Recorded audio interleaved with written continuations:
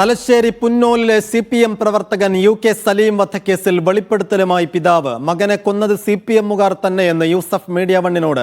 തലശ്ശേരി ഫസൽ വധക്കേസുമായി മകന്റെ കൊലപാതകത്തിന് ബന്ധമുണ്ടെന്നും യൂസഫ്. പോലീസ് കണ്ടെത്തിയത് യഥാർത്ഥ പ്രതികളെയല്ലെന്ന് യൂസഫ് വിചാരണയ്ക്കിടെ കോടതിയിൽ നൽകിയ മൊഴിയുടെ പകർപ്പും മീഡിയ വണ്ണിന് ലഭിച്ചു. 2008 ജൂലൈ 23-നാണ് പുന്നോലിലെ CPM പ്രവർത്തകൻ UK സലീം കൊല്ലപ്പെട്ടത്. കൊലപാതകത്തിനു പിന്നിൽ 7 NDF പ്രവർത്തകരെന്നായിരുന്നു കേസ് അന്വേഷിച്ച ക്രൈംബ്രാഞ്ചിന്റെ കണ്ടെത്തൽ. കേസിന്റെ വിചാരണ തലശ്ശേരി അഡീഷണൽ സെഷൻസ് കോടതിയിൽ തുടരുന്നതിനിടെയാണ് പിതാവ് സലീമിന്റെ വെളിപ്പെടുത്തൽ. മകന്റെ കൊലപാതകത്തിലെ യഥാർത്ഥ പ്രതികൾ CPM പ്രവർത്തകരാണെന്ന് യൂസഫിന്റെ ആരോപണം. അങ്ങനെ സംശയിക്കാൻ നിരവധി കാരണങ്ങളുണ്ടെന്നും യൂസഫ് പറയുന്നു. അന്ന് ഇതിന്റെ കോടതി കൊടുക്കുമ്പോൾ മാർക്കിന്റെ പേര് പറഞ്ഞിട്ടില്ല, അത് ഗവൺമെന്റ് തെളിയിക്കട്ടെ എന്ന് പറഞ്ഞു. പക്ഷേ കോടതി സമയം കഴിഞ്ഞു പോയിരുന്നു, മാർക്ക് ഷാന്റെ പേരായിട്ട് പറഞ്ഞിട്ടാണ് തള്ളിയത്.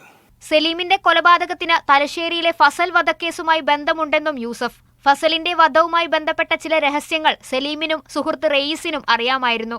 ആയിടയ്ക്കാണ് റെയീസിനെ റെയിൽവേ പാളത്തിൽ മരിച്ച നിലയിൽ കണ്ടെത്തുന്നത്. പിന്നീട് ഒരാഴ്ചയോളം സലീം വീടിനുള്ളിൽ നിന്ന് പുറത്തിറങ്ങിയില്ല. അത് ഫസൽ കേസ് കഴിഞ്ഞാലാണ് ഈ സംഭവം എല്ലാം ഉണ്ടാകുന്നത്. അതെല്ലാം ഇവർക്ക് അറിയാമായിരുന്നു ഫസൽ കേസ്. അതാണ് ഇവർ പേടിയായിട്ട്. ഫസൽ കേസിൽ എന്താണ് സംഭവിച്ചെന്ന് ഇവർക്ക് രണ്ടുപേർക്കും എല്ലാം അറിയാം. അത് പുറത്തു വരുന്നതാണ് ഇതെല്ലാം നടന്നത്.